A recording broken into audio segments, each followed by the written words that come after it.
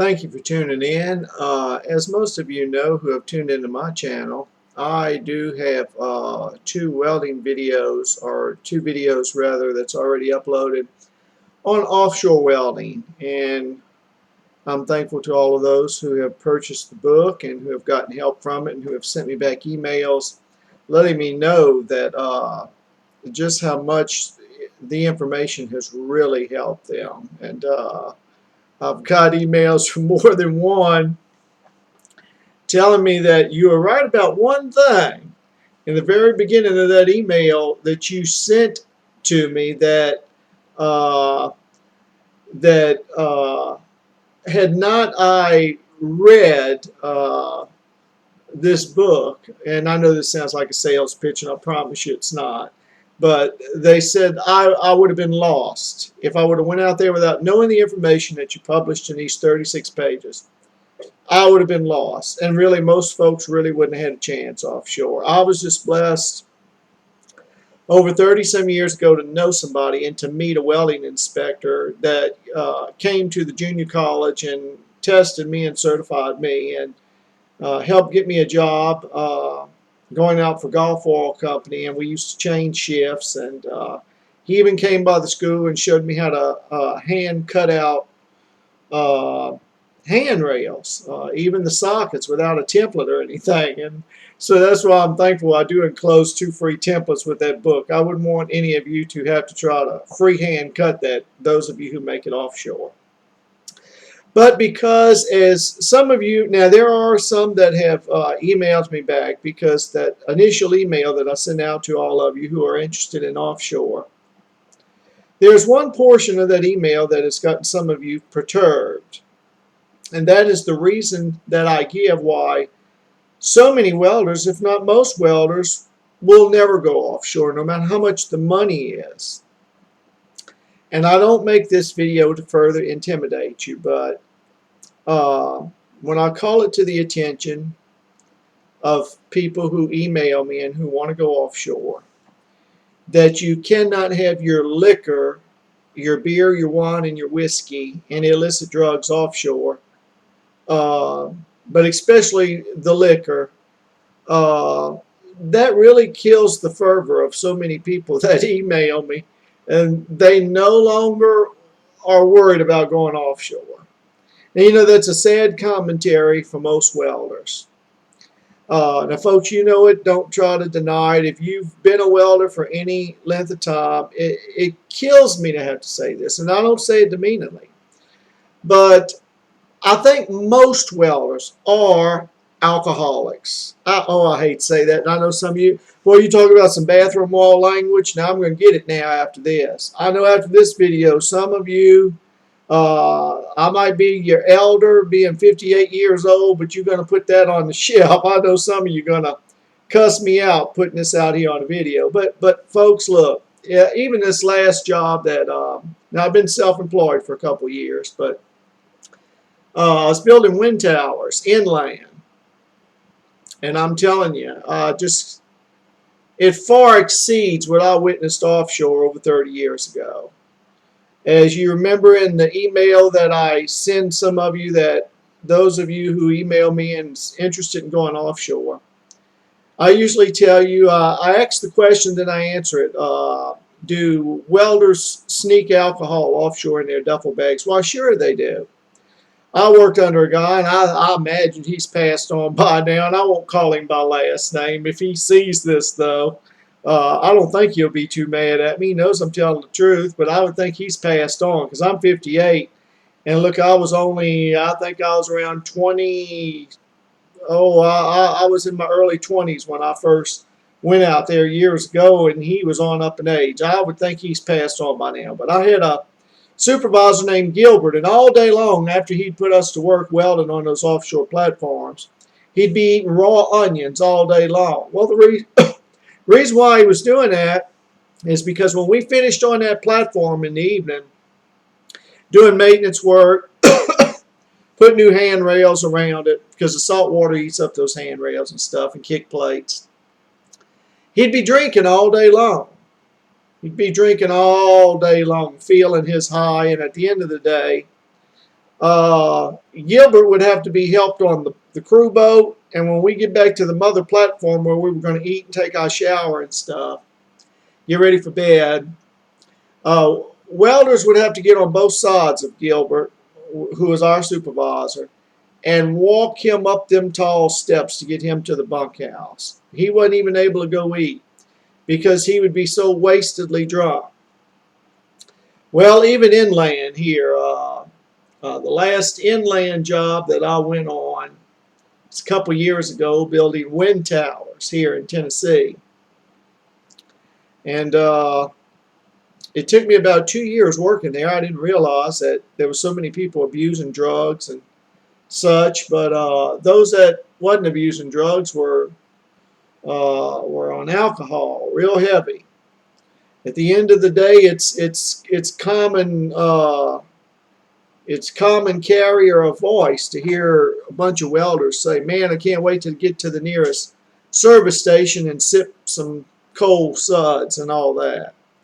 Some of them had so many DUIs that it would take one weekly check just to pay their monthly insurance premium at the end of the month. $600–700 just to drive a car because they'd had so many DUIs. And you know, that's not only a bad commentary of welders, but actually it's not only welders. It's in the construction industry, whether you be a carpenter or an electrician or whatever, there's a lot of, let me just say, stinking drinking out there. And I don't condemn you if you've got a habit of habitual abuse of alcohol and such. I've met some people in my life that might take one drink once a year at Christmas time, or maybe one drink a day of wine at their lunch table. But most folks, most of the jobs I go on, a lot of drinking. So a lot of these welders, even though they drink now, in spite of that, some of them are very highly skilled. And they've got the ability, if they could discipline themselves and get away from that liquor and from abusing drugs and stuff, they would have the ability to go offshore where instead of getting just paid for 40 hours inland work, they could get paid for 84 hours a week. That's 44 hours overtime. They'd be making phenomenal salaries if they could just get clean of the alcohol situation and go put in 12 hours a day, 7 days a week offshore, if that's what you want. But you know, I've weighed a few things in the option, and I was a little hesitant on making this video of what I'm about to make here and some of the things I'm about to reveal to you.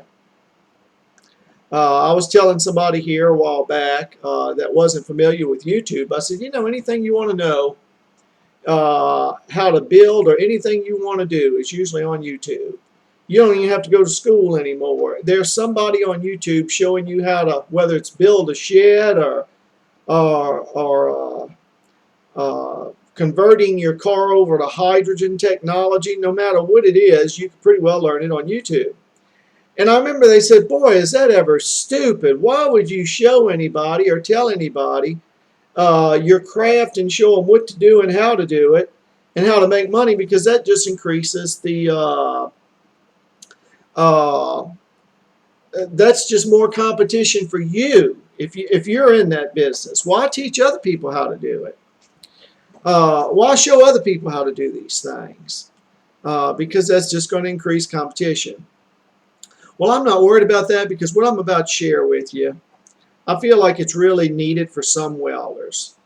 I see after publishing that the Welder's Offshore Guide, and knowing the dire situation that a lot of welders are in, they're not going to leave that drink alone. And of course, that's going to rob them of some inland jobs even. And as I pointed out in the email I send out to everybody that's interested in that Offshore Welder's Guide, that if they were to test for liquor, in the construction industry, very seldom will you see them ever test for liquor. And liquor is a liquid drug. It's just a drug in liquid form. They won't do that hardly because then they would never get no work done. I'm very thankful. I just give God all the praise that I don't drink, I don't smoke, and thank God I don't abuse drugs or anything like that. But all welders are just not blessed that way. And I'm not saying, look at me, I'm perfect. Oh no, there's nobody perfect, my friend. Uh, the only perfect people you'll find in this life are the perfect fools for believing that they're perfect in the first place. Oh no, we all have our faults, whether we're in bondage or free from habitual habits. None of us are perfect. But anyway, I have seen and I've studied this thing out that there's a lot of welders. I thought, how can you help welders make money who's got this drinking issue that they've got to deal with? They're not going to be able to go offshore. They're just not, because they'd live in fear of running out of drink while they're offshore. If somebody was to break in their locker and steal their liquor, if they were able to successfully smuggle it out there. And then they would get the shakes, and that would go on their record. It would just cause it wouldn't be worth it for people that's got that habitual abuse in their life to even try to go offshore. Some of these people will slip through the cracks and be able to maintain long-standing employment inland. But then you've got some, and I worked for a company that's a very large company, building steel poles in Tennessee years ago. And I remember we had one poor welder in that, and boy, he was good. It would blow your mind to see, and I don't say this demeaningly, the poor boy's hands would shake and shake and shake. And in spite of that shaking, boy, he could really lay down some beautiful metal. I mean, beads just as straight and uniform. But the production manager, I think, had a personal grievance against him for some reason. And even though the boy was a good welder, he got fired twice. They left him come back one time, and they had a strict drinking policy there. So, if you were to ask yourself, is there a place for welders like this that just can't make it offshore? They'll never be able to go offshore. They can't even keep an inland job. Is there a way that they can use their craft to make money? Well, yes, there is, and I'm going to share some of those ways with you. I'm going to tell you some ways in this video that, and perhaps you don't have any of these problems. Perhaps you're not a drug abuser. You don't use alcohol. You don't smoke. You don't drink. Maybe you're a God-fearing Christian, and you just don't even want to work on some of these public jobs because you're so vexed with the filthy conversation of the wicked, as Lot was, as the Bible talks about. And I know some of you hate for me to even bring the Bible into this, but anyway, just hear me out on the welding. Have you ever heard, take the meat and throw away the bone? Well, to me, that's part of the meat, the Bible issue too. But to some of you, that's going to be what you're going to want to just throw out of this video. But anyway, for you welders who, for whatever reason, you don't want to go out in the public sector anymore, but you want to make a good living for your family. But you don't have a lot of money to invest in real good equipment and stuff. Those of you who are on a job, a welding job, I suggest this. First of all, buy you a good plasma torch that will cut through at least an inch of steel. It might cost you close to $3,000. But make sure you get you a plasma torch. If nothing else, if you don't have settling or anything, make sure you get you a plasma torch. Try to save while you're on a job and get you a very good plasma torch. So you could cut through aluminum, steel, copper, brass, or whatever. Makes a clean cut. The metal's not as hot. It's hardly nothing to knock a little slag off the end of your metal to prepare it to fit up in a joint and weld. Make sure you get you that.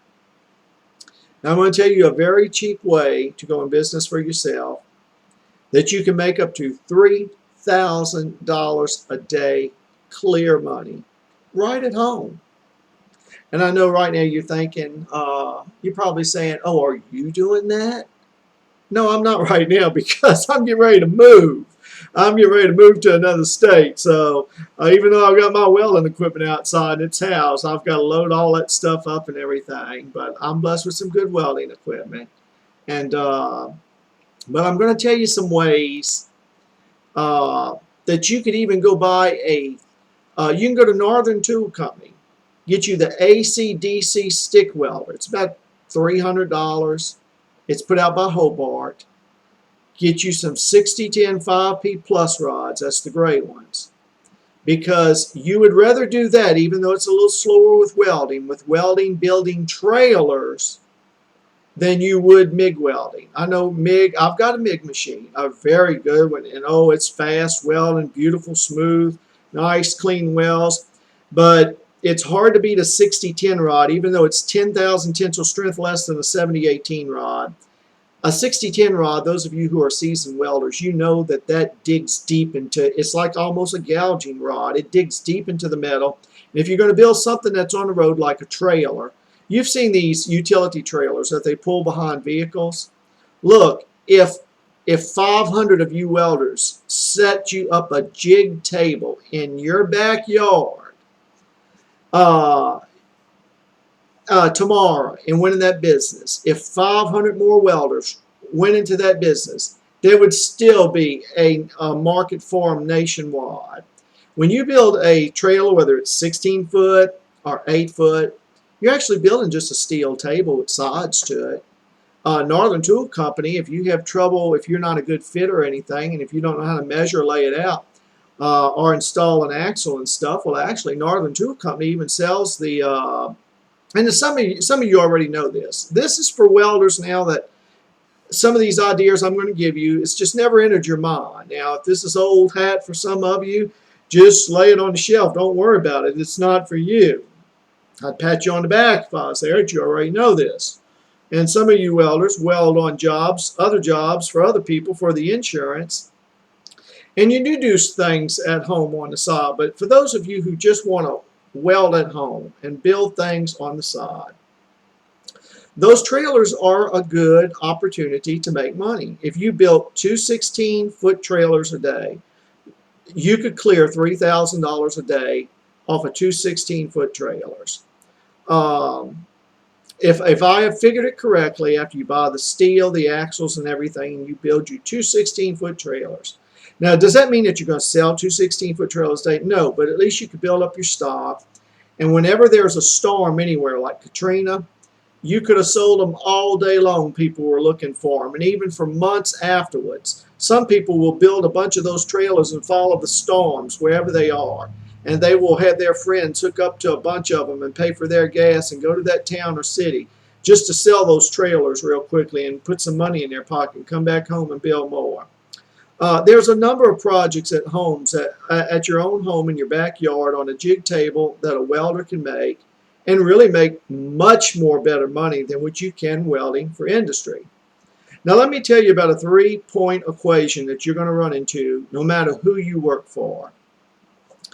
It dawned on me one night, I think I was out on the floor at this last place. I was building those great big wind towers. I got to looking around and I looked at all the steel, and you know, it dawned on me. I thought, you know, it's a 3-point equation.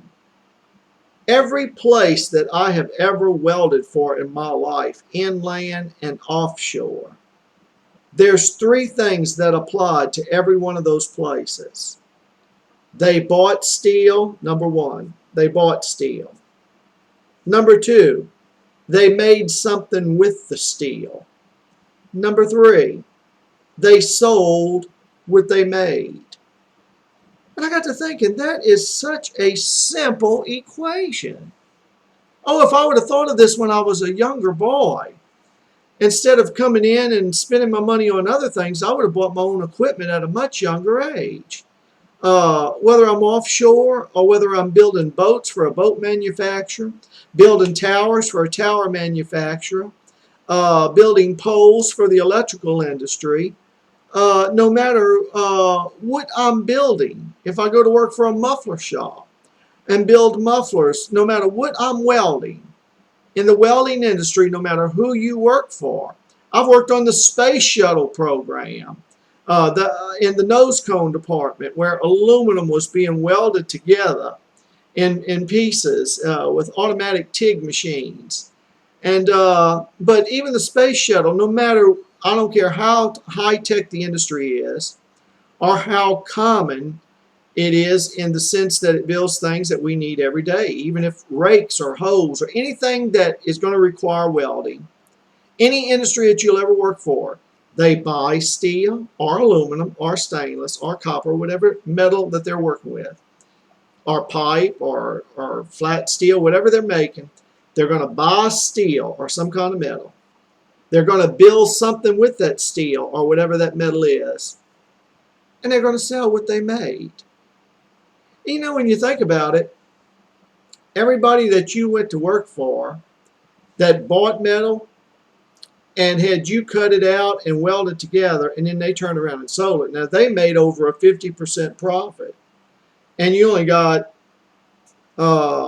just a few dollars compared to what they were making. You know, and poor welders that are just getting out of school. Now, those are the ones they really take advantage of, especially with MIG welding. They'll try to get those boys, some industries try to get them for $8 and $10 an hour and stuff. While they can make more money than that, you know, in their backyard. But of course, a lot of them come out of school only knowing how to weld, and they don't know how to fit, lay out things, how to square and level stuff, and how to cut angles and figure angles and offsets and all that. But for those of you who are seasoned welders and you're having a hard time and you can't find a job, have you ever thought of just building you a jig table in your backyard? And if you don't want to build trailers, how about deer stands? I worked for an aluminum plant one time, and one man quit because he started making aluminum deer stands in his garage. He made enough money off those aluminum deer stands, he didn't have to come to work back at the plant again. And look, once you start making a few $1,000s a day, you can buy your own medical insurance. And just think, you could drink iced tea when you want.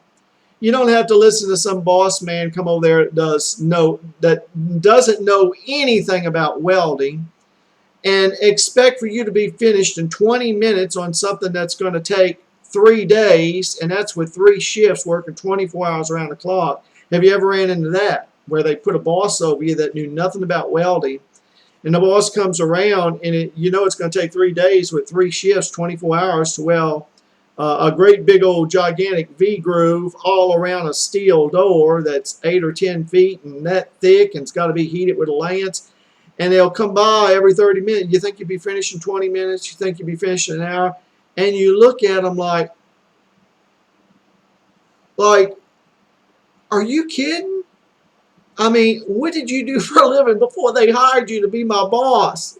You know, and look, I've ran into some crazy things out there in the welding world. Well, some of the people they'll hire to be your boss that doesn't know anything about the job. They might know how to punch a few keys in the office, but out on the floor, they do not have a clue. And as a result, they go out there and they intimidate some of the workers.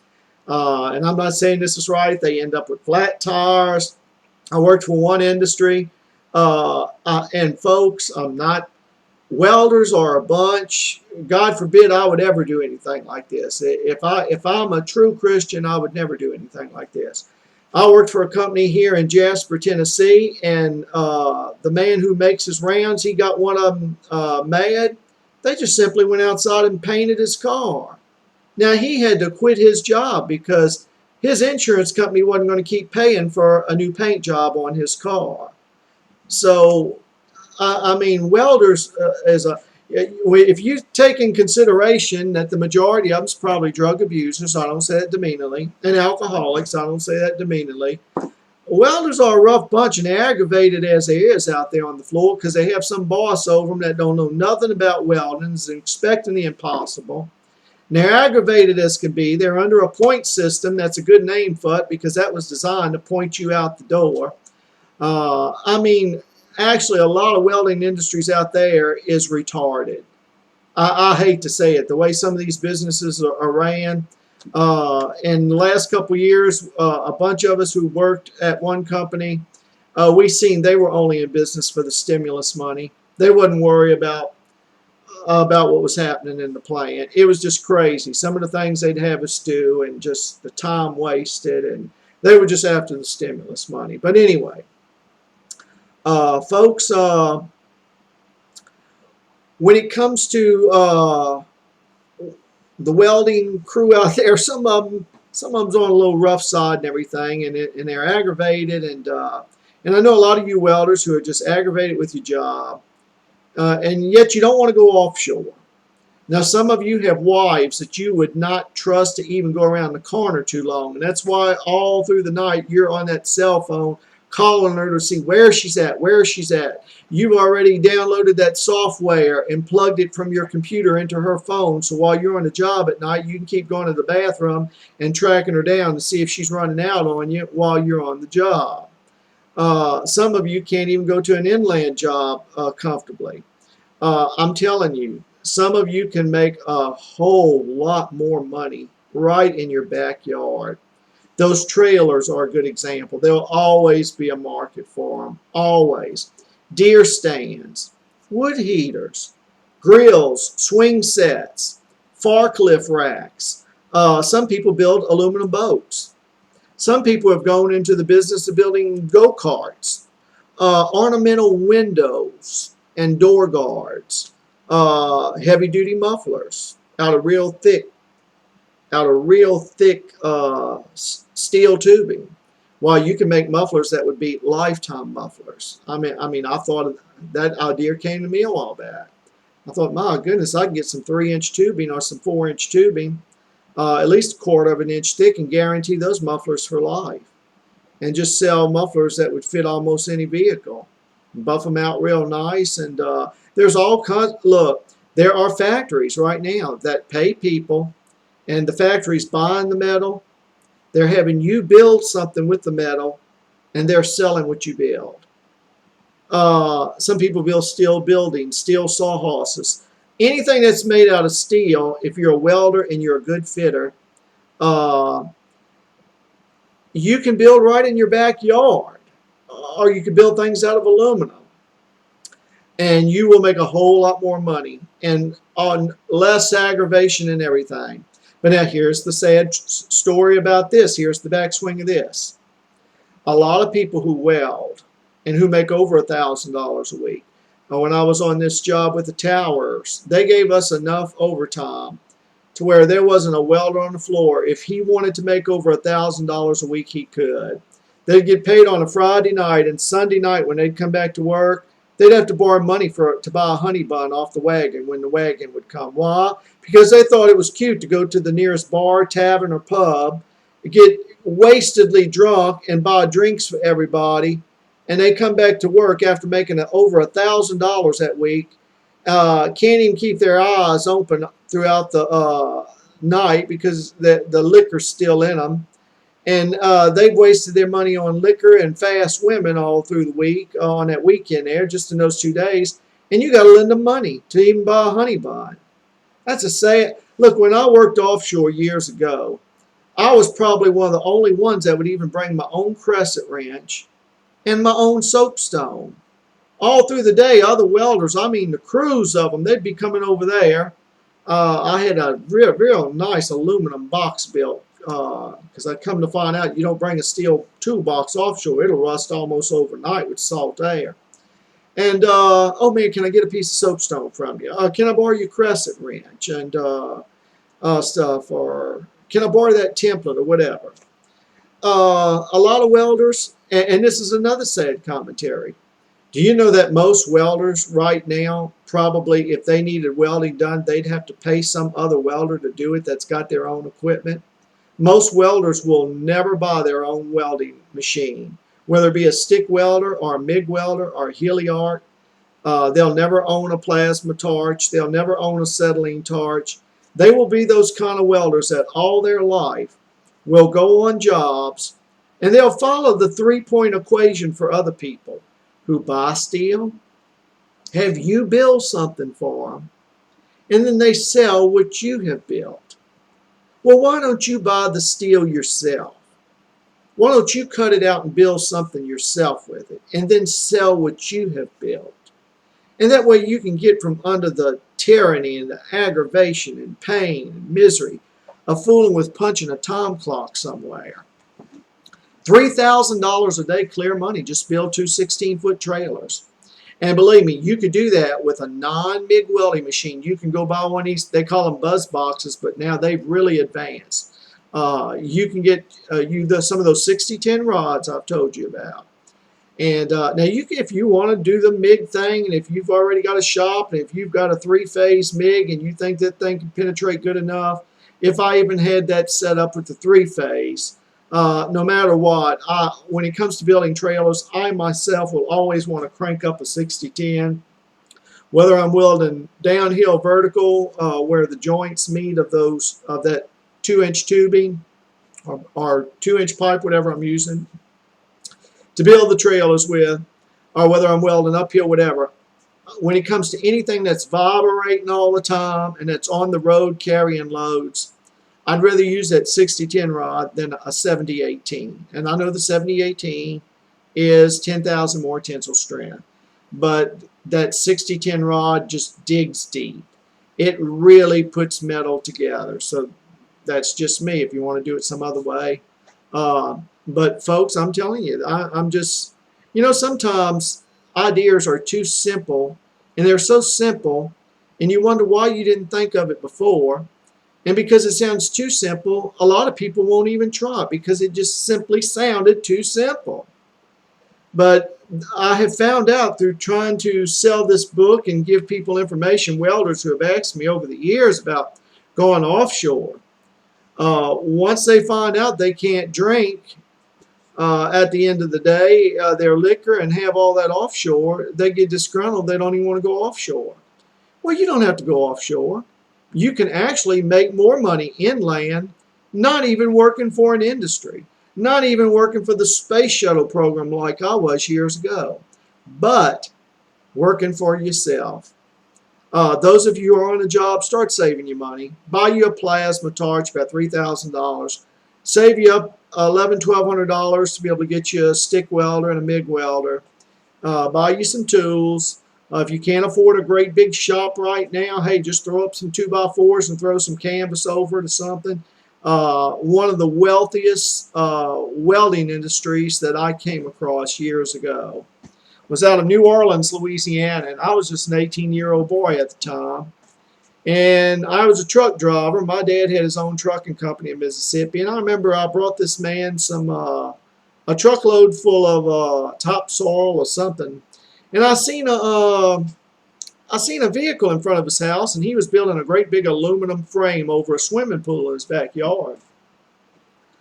And I won't name the company, but when I seen that company truck, I said, man, you must be paying a fortune getting these people to come all the way from New Orleans to build this like a greenhouse canopy over your swimming pool. He looked at me and said, I own the company. He said, I own the company. And he said, if you think I'm wealthy, he said, this man over here that lives right on the side of me, he owns Fry Meat Company. Now, he's worth $10 million. Now, of course, I know $10 million ain't nothing today, Harley, when it comes to being a fat cat in the industrial world.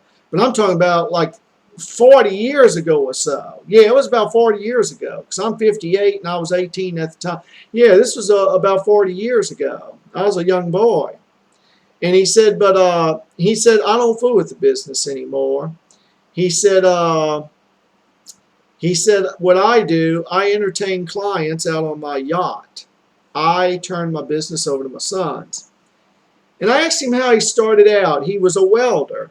And he said he started out with about 8 Crisso posts with some tin slapped around it. And he said he was fortunate to get him a contract one day. I don't know what it was entitling or what it was building or what. But now I know some of you welders are gonna write me. I know the mindset of welders. Look, I've been getting some of your emails, and some of you have really, I'm so thankful that you've taken the time to tell me how much that offshore God has helped you. Oh, I knew that would help you. I know what you need to know before you go offshore. And I know how you're going to be lost and wish that you never went out there in the first place if you don't know some of the things that I've shared with you. And there's other people that's been offshore that share some of those things with you, but they just didn't take the time to put a book out there about it. So I'm not saying you have to come to me for information. I'm just one that was blessed to feel the need to help some of you all and put a book out there. And I would give it to you. And I have given some copies away. I really have. And some would say, well, I wouldn't tell that to everybody. There'd be a bunch of poor people emailing you. But no, I've had to quit doing that. I can't afford to get, I mean, I have to drive miles to have it put in print and everything. There's been some that have absolutely convinced me they couldn't afford it, so I just gave it to them. And I'm not saying that because I want some pats on the back or anything. But no, I have to charge for it because it costs me money. I have to drive about 80 miles round trip just to get it print when the volumes that I have run low. But those that purchase that little book and go offshore, oh, they'll make much more back. They'll make that back in an hour. What they put out on that book and just those templates that come with it. And I know that sounds like a sales pitch. No, this video really wasn't put out there to sell more books, I promise you. It's just for those of you who have emailed me and basically told me where to get off and where to go. Because I simply, when I sent you the email back, which was 4 emails combined about those of you who have inquired about going offshore, you read that sentence in there when I tell you, now catch this. This is the reason why so many welders don't go offshore and never will afford themselves to go on a job where they get a lot of good hours and make exorbitant fees. And that's all because of a 4-letter word called B-E-E-R, beer. Oh, look, soon as some of them have read that, I'm telling you, they have cussed me in ways that you haven't seen on bathroom walls yet. I mean, they have spewed out some godless gutter grom on me for just telling it to them the way it is. Now, had they not been guilty of that, it wouldn't have troubled them for me to tell them that. But and some of their wives who known their husbands were welders, they have probably inquired of me for their husbands, and when they got the email instead of their husbands, and know that their husbands drink, and that's why they're, yeah, I mean, the email might have caused a little ruckus between husbands and wives if the wife got to read it before the husband did. But I'm just being honest with you, folks, and that's what keeps a lot of welders from going offshore is that liquor situation that they're having to deal with. But think about it, $3,000 a day clear. Have you ever seen these 18-wheelers going down interstates? And they've got a bunch of those utility trailers just stacked on them where they're bringing to different states. Some welders caught this vision a long time ago. And to think, you can buy a $200 or $300 stick welder, and you don't even have to build your jig table out of steel. You can make it out of 2x4s and just get you some C-clamps. Once you get it down on how every piece with the cut, just put it up there, C-clamp it, bring it together. It's already square because you built a jig table that's square. There's a way that you can make 2 of those trailers easy each day. And it's a minimal amount of money that you really need to invest. You know, you will have to buy for your first 2 trailers. You're going to have to order those, go buy you some axles. You will have to buy some tires. And the last trailer I built, I build my own fenders. I know how to take the flat steel, cut it out, and put it on the right angle and bend it and stuff like that. But some people want to order the fenders. But I'm just trying to give you, some of you, you don't want to build trailers. You might want to build those deer stands. You might want to build wood heaters, grills, swing sets, or whatever. Some people want to build aluminum boats or the catamaran floats out of aluminum. There's anything that can be built out of metal. There's some industry out there that's doing it. And whatever industry that is, they're following that 3-point equation. They're buying metal. They're hiring somebody to cut it out and weld it together, which is a welder. And then they turn around and sell it and stick the profit in their pocket, but only take a little small pittance of it and give to you. Now, you know, for inland welders, stainless steel pipe welders are some of the highest paid. Right now, as of 2011, New Orleans, you can get a stainless steel pipe job pays $39 an hour straight time. That is nothing compared to what that contractor is getting paid for you to weld that stainless steel pipe up for that company. Oh, if you only knew the money that they get. You know, I worked for a little private fab shop one time years ago. And I remember when they would send me out in the truck to go up a mountain just a hard-faced teeth on a machine for the city or county that would dig a great big ditch for pipelines. And I'd sit there on a 5-gallon bucket all through the day, just hard-facing those teeth. When I left with that welding machine on that truck and drove up there and parked it and started the diesel rig up and welded, now from the time I left, that was $60-some an hour, and that was years ago.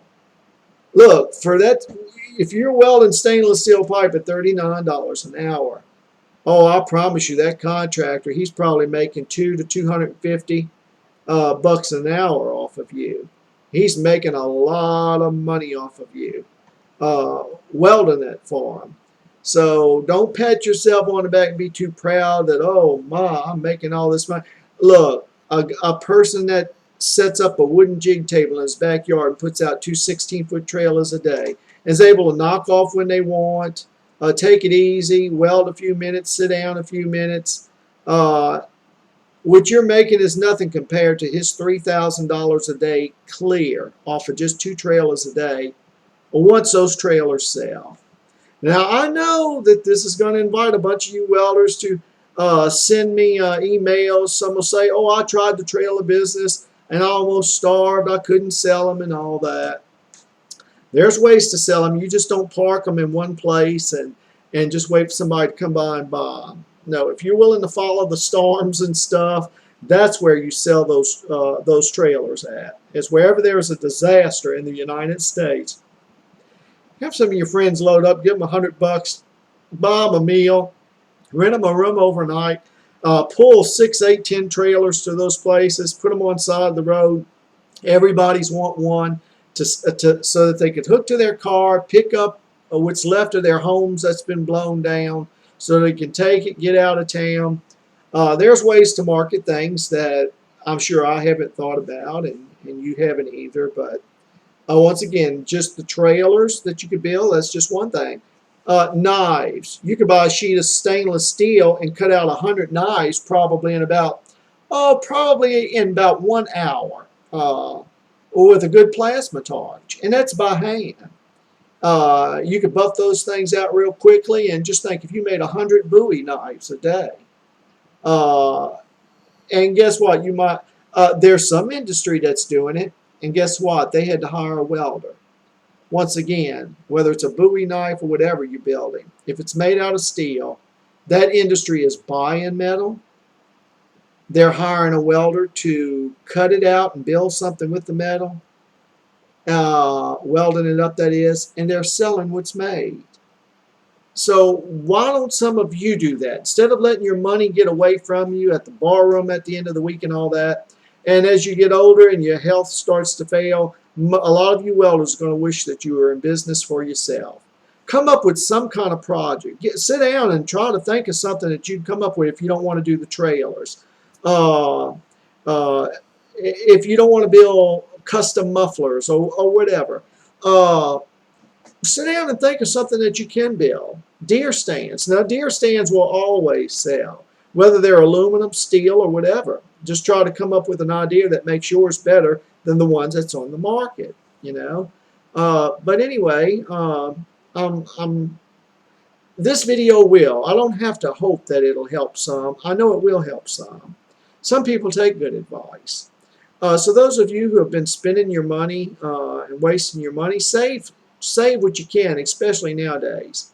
Get you a good plasma torch, buy you some welding equipment, build you a good jig table in your backyard, and start in business building something. And you know what? Some of you have wives that are very talented, and even teenage boys that are very talented. And if you wanted to still work for industry and for the medical insurance, if nothing else, as well as the salary, of course, you will get paid, you could train your teenage boy if he went to school for welding, or if you're going to train him how to be a welder, or your wife. And on a jig table, you could show them how to use that plasma to cut out the steel and piece it together and tack it together and weld it out. I mean, sometimes it's a husband and wife team that goes in business for themselves. Some carpenters go in business for themselves, building those outdoor utility sheds. So why can't some welders go in business for themselves? Well, a lot of welders do go in business for themselves. And they'll find them a project and they'll build. And some welders build a number of different projects. Some of them will build trailers one day, deer stands another day, swing sets, extra heavy-duty swing sets another day. They might some will build just aluminum boats. They'll get them some good plans that'll show them the measurements and that'll come with the templates to draw it out on the aluminum, cut it out with the plasma, piece it together, fit it together, measure it out, make sure everything's just right, and they'll heli-arc weld that or MIG weld it. When it comes to aluminum, though, I've always favored the heli-arc. I think that's much more better than with the MIG welding will ever be when it comes to aluminum. But anyway, to each his own.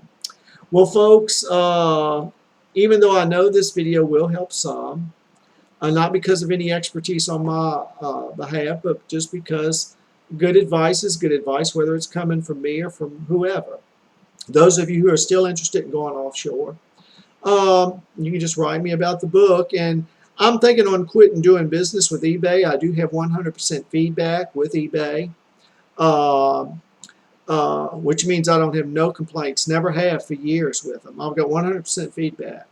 There are many other platforms I can sell on out in the e-commerce world.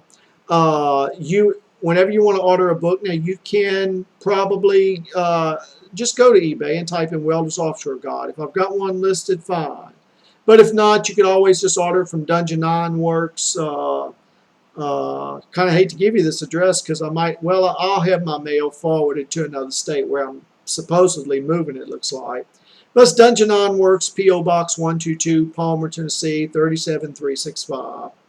And I actually even sell that book to help you get offshore with.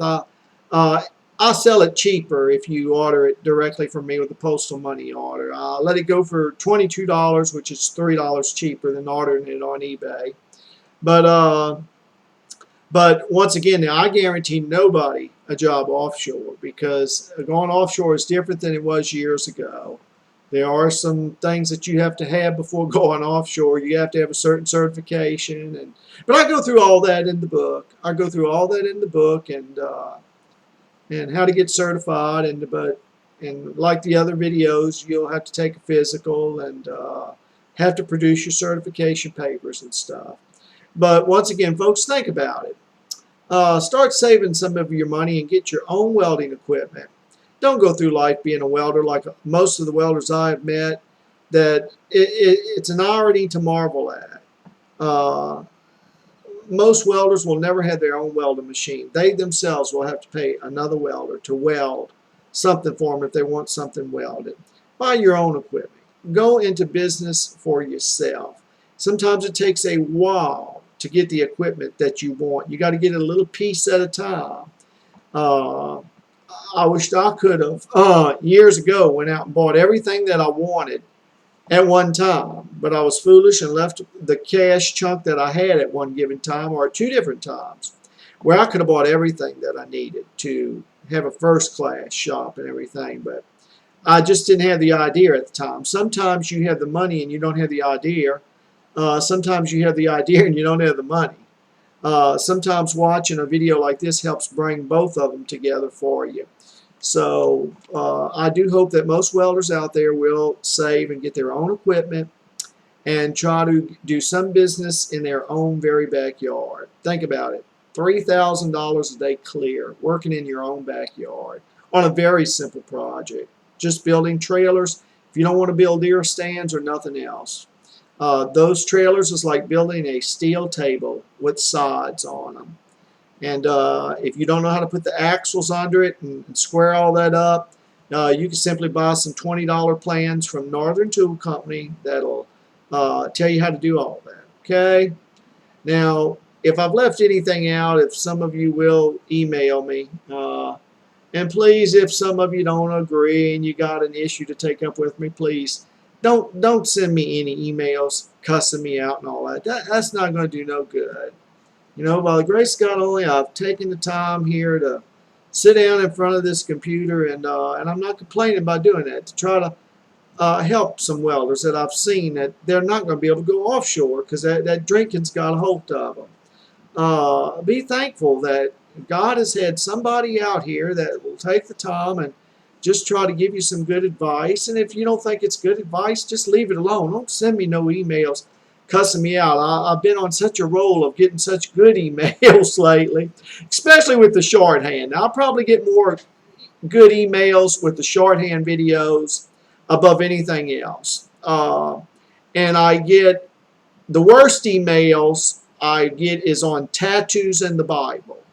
That video that I have got on tattoos and the Bible, I might have should not even have told you about that. Some of you will go look at it now and send me an email cussing me out. Now, I've probably got browbeated over that one more than anything else. But once again, I not only hope this will help some of you that want to go in business for yourself, but I believe it will help some of you.